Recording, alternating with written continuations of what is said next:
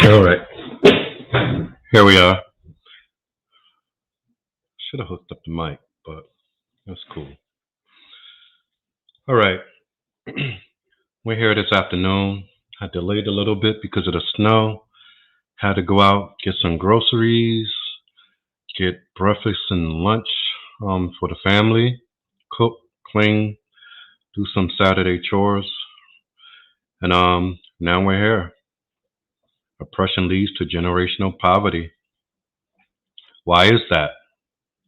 Have you asked yourself why, after not just decades but centuries, that the one community who's been here the longest out of any, basically, the ones who built freely by force this place, who were the backbone of the cotton industry to supply America with its wealth in order to have the military, to have the resources of the power that they have today, and still are at the bottom of the barrel, second class citizens. Most of us know the history, so I'm not going to get into that because that's not my place to do. We have many brothers and even sisters on here on a social media platform that do these things. It will only take you to give a listen, give an ear to. My focus, my personal focus, is that of how to move forward, how to progress. Because progression isn't waiting a few more years for this, a few more years for that. That's not progression. That's just being idle. And we've been idle for so long. Even today in the news, it's all about Joe Biden is ready to give black Americans what they finally asked for. A woman and woman on the oh my goodness, Supreme Court. See, first of all, any society that caters to the woman and is driven by the ideas and the leadership of a woman will always fail. And that's why the black community fell to this very day. There are some black women who are strong figures, strong black women in their homes that actually understand and agree with this. We have more of the weak ones than we have of the strong ones. The strong ones agree that a masculine man in the home to direct and lead the home as a necessity in God's plan and our plan to get out of this hellhole that we've been in for so long. But those who are so tied to their oppressor will believe the opposite, that woman power, woman strength is the key. No society today abides by that, nor lives by that, that is succeeding and continuing to progress throughout the years. It just doesn't happen. It's not been made that way from the beginning, and it's not ever going to be that way. But what I want to talk about is the fact that we lead ourselves into our own oppression these days. By focusing our community to be driven by anything else but a black man, we give ourselves into our own oppression. Women want to be men, men want to be women. They want the roles of men, and men want the roles of women. Society is not only doomed to fail because we already failed, we're in a failure state. It will continue to fail until it doesn't exist, meaning until that population no longer exists on the face of the earth. Now, a lot of people don't understand what's coming to us in the next 5 to 10 years. People think things will stay status quo, that they can stay comfortable under their oppressor and continue to live as they do in subjection as long as they can get a 9 to 5 job. But they don't understand that the very jobs that they depend on are the ones that being phased out. You can I hate as much as I hate fast food. When I was on what was it? Right off Welsh Road yesterday. Oh, what am I? Welsh Road and just coming off the expressway on Welsh Road to the left. Um oh Welsh and Frankfurt, right off there. So I go into the McDonald's, which I hate McDonald's. If anything, I prefer to eat Burger King, and I like I said, all of it is disgusting and bad for you. But walking in there, there's one person waiting on a line of people, but the line of people wasn't waiting for the cashier. They already went to the kiosk to order their food, pay with their credit cards or cash, and they had their order number, and the people in the back would just make it and it'll come up. So now you could go to even a fast food restaurant, five, find two or three people working the entire building, the entire um, complete the entire store. And back in the day, you used to see people walling around, be 10, 15 people on any given day. I also went into Checkers a few months back. This was before the holidays, so I would say October.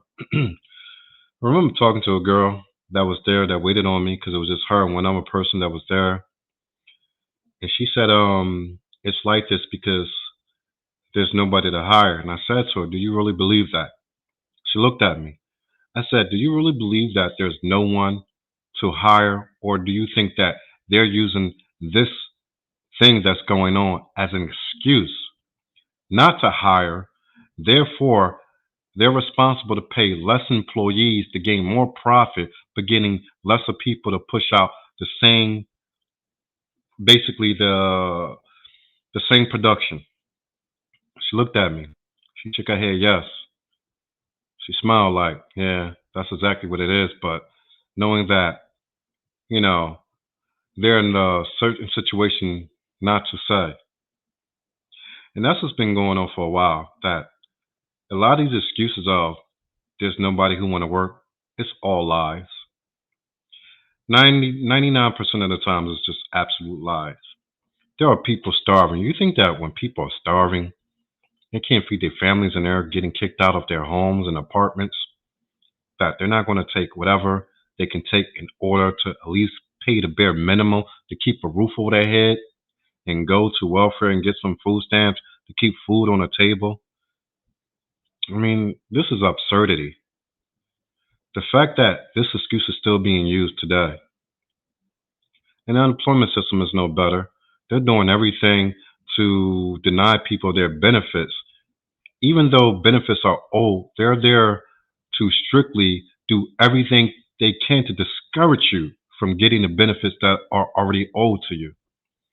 You see, these issues that we see today are going to be far worse 10 years from now. It's not only the threat of Social Security that we're looking at, it's a threat that is a possibility that there may not be any unemployment ever again in the next 2 to 3 decades. There's not going to be social welfare. There won't be any of these things that pertain to helping out the people on a lower income level. What do you do then? What is your backup plan? You see, me, I believe in preparing for the future. That what's to come, even if it doesn't come, but you're prepared. And to prepare yourself is not to continue to stay in the same doormat lifestyle that you have today. We focus so much of our attention on the things as black people that are not only necessities, the things that don't matter, things that will not do anything for us or our families financially. But the things that will do so or give us an opportunity, we turn our nose down at. Then we say, oh, why are things this way? It's because of our mindset. Our mindset is conditioned to not do anything to supplant a foundation for ourselves and our family, but to give any and every opportunity financially away to those who are not us. We become so accustomed to making everyone rich. When it comes to the opportunities to enrich ourselves, it becomes laughable. I remember growing up that even being educated, speaking in a proper manner, speaking English or other languages, it was looked down upon. But if you talk as if you never read a book, that was seen as sexy or appealing. Don't you see that our mindsets are so corrupted that we're looking at an uphill battle where it might be absolutely impossible for us to overcome? There are too many alive today that think this way in the wrong manner, whereas it's only going to hold the entire group back. So, what are your options? Oh, that's a tough one. No one has all the answers. The only one thing I can say is that I believe in investing, investing. And I don't mean some small business selling hair products or selling nails or selling eyelashes. That's not investment into your family, into the wealth of your family for generations upon generations. I believe in the purchasing of land. I believe in networking with other Africans. I believe in networking to a point where we can, as a whole, as groups, networking with each other to go over, invest in land, property, and what I don't care whether it's farming, cocoa, whatever. There's just so many opportunities. That's why everyone else is over in Africa but us. Africa has been made to look so denigrated to us. And it's funny when people talk to me about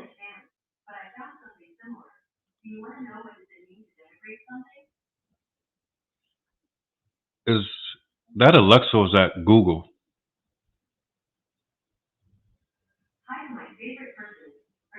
Oh my goodness. She's like a whole room away. I don't know if it's Alexa or Google in one or the other room. But anyway, what I'm saying is, oh, hold on. Oh my goodness.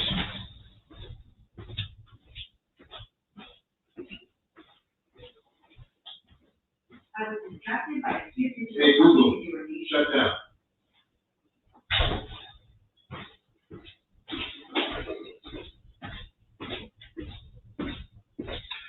All right, that was the Google Dot or whatever you want to call it in the bathroom. Left the bathroom door open. So again, there's a way that we could find ourselves out of this. It's not an overnight solution. Nothing really ever is. But it's to build and advance our children and their children's children. Whether we see it in our lifetime, depending on our age, or whether we know that we left a legacy for our children to come after us. And that's one thing that we as black people don't do. We don't do it well at all. We don't provide whole life insurance for our children in case anything happens to us. So they could take that, go buy property, invest, do whatever. At least at the very least, they could go buy a home and not have to slave and be on a mortgage and worrying about getting kicked out, or rather just worry about paying the taxes, which they could pay even with a minimum wage job yearly. We don't think like this. We don't think about things that we can do today for our children to be better off tomorrow. We rather let them sit and watch rap videos, horrible black entertainment, over sexualized entertainment, everything that is self destructive. We allow them to engage in. And we do nothing about it. We just sit back and say, oh, well, this is the culture. Black Americans today, nothing is 100%, but I'm saying in general, the majority today have simply given up. Anytime you do not hold your home to a standard, a moral standard, you've already given up on yourself and your own children, even before they had a chance. And that's what's going on today. We are our own oppressors. We could talk about everything that goes on outside of the black community that does hold us back, laws that are put in place, the injustice. We could do all of that. But that is all irrelevant unless we start holding each other accountable and doing what we can do to raise ourselves up. Because engaging in the culture as it stands today, wanting to be on social media, thirst, thirst, thirsting after women who are showing themselves to be not anything close to wife material, and those who are doing it themselves to show men that they aren't wife material. But we engage in this behavior because we are not builders anymore. Our ancestors were builders and fighters. We, in this day, in whole, are not. So I believe that it's going to take a small majority, a small minority of people, of our people, to go and set the example. And even then, that example might not be picked up by the people today, but it can lay the groundwork for those who are coming into this world, who are growing up in this world. Because the baby boomers and Generation X is done for. For the most part, they're worthless. Anyone 40 and above, I would even go to say 35 and above, the majority of these generations are completely worthless. They're fixated on Joe Biden pitting a black woman. Mind you, 6 out of 7 are not even married to a foundational black American. Out of that 7, 5 are married to white men. Out of that 7, one is married to a non-black immigrant. And the one who I believe is the oldest is single. Even if, by some stretch of the imagination, that it was a foundational black American, which it will never be, who was rooted in her community with her people, no one else but her people, what would that do? You're replacing one for the other. It's still 3 to 6, 6 to 3. When people ask me, why do I always talk to my own people? That's what I should do. When I'm asked that, why don't I express to others who are non-black what I believe they should be doing? This and I care nothing about that. The only conversation I can have with someone who is non-black is that, hey, we're finally looking to deal with the situation of reparations or holding the police accountable and making sure that there's a law in place that protects black people as a sovereign and sacred people. For anyone who harms a black person, there's going to be harsh repercussions. Either or both.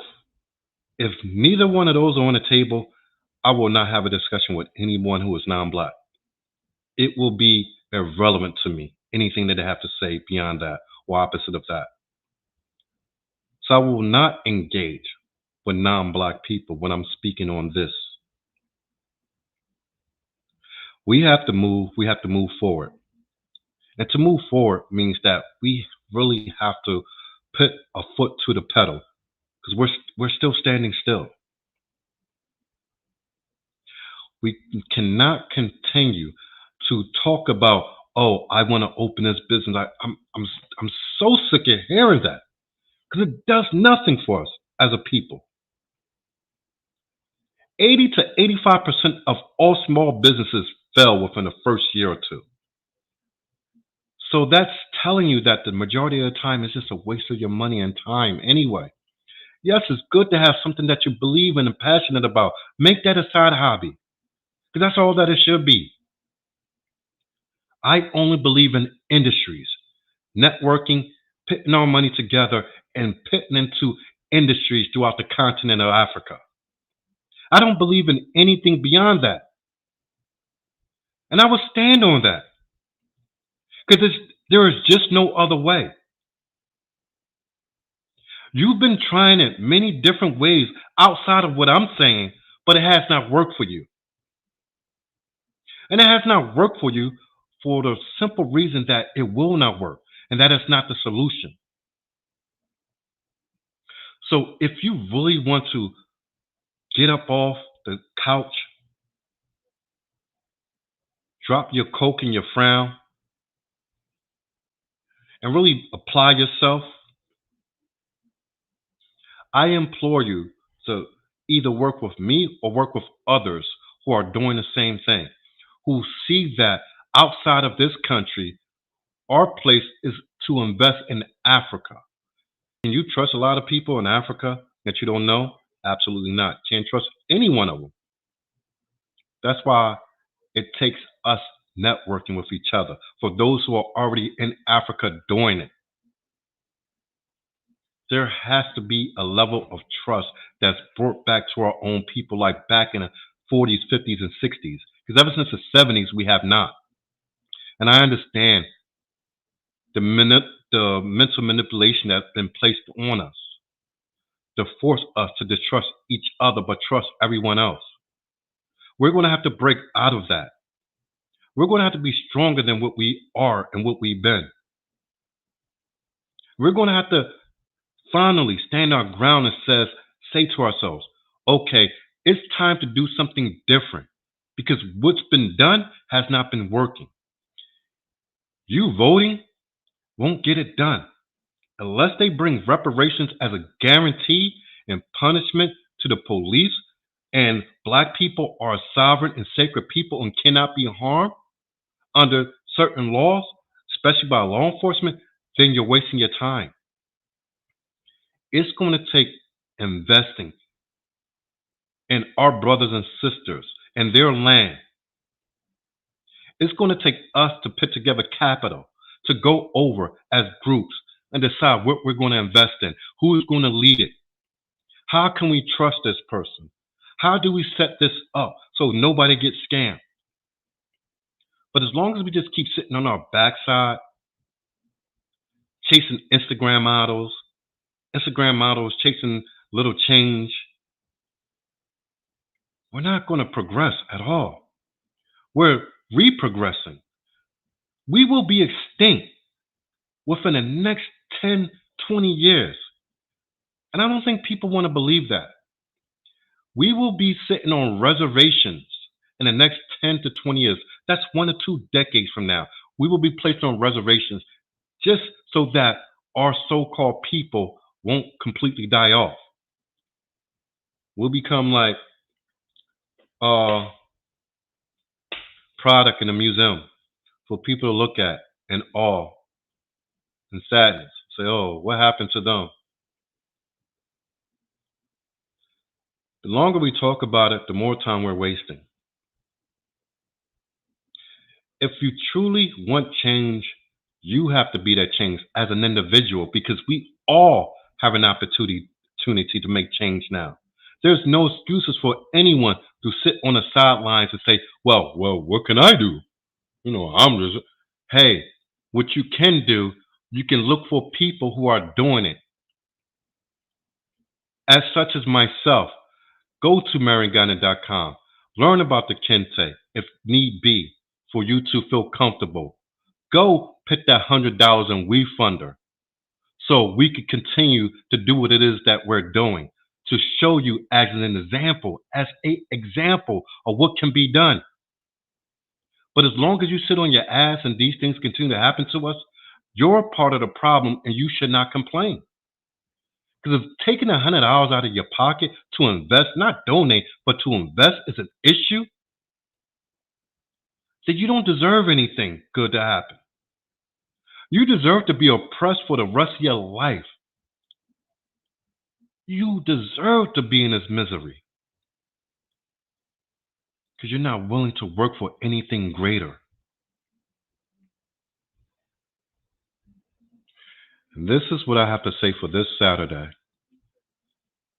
Here in Philly, I want you guys to be safe with the snow and everything that's out there is slippery. I've been out there just for a quick moment to drive up and get a few groceries, a few things that I forgot yesterday. No big deal. Unfortunately, didn't want to drive too far, so I had to drive to the Poppy spot. Could have been my own. Could have walked in there, seen a brother just like me with his daughters running a place. I'm paying him, knowing that dollar is going to circulate in our community. He's going to put part of that to the bills that in order to take care of the place, talking about us as a group. Then knowing that he's going to make sure his daughters or sons get the education that is needed. Knowing that he's raising productive children, to show them how to work, have a work ethic. So much could have been done just by me going down to the Poppy store and spending $10. So much could have happened with that $10 when group with another $10, another $10, another $10, and constantly. So much could have been done. We are a weak people. We're strong, but we're weak. And our weakness is killing us. Our strength is barely keeping us alive, but our strength is killing us.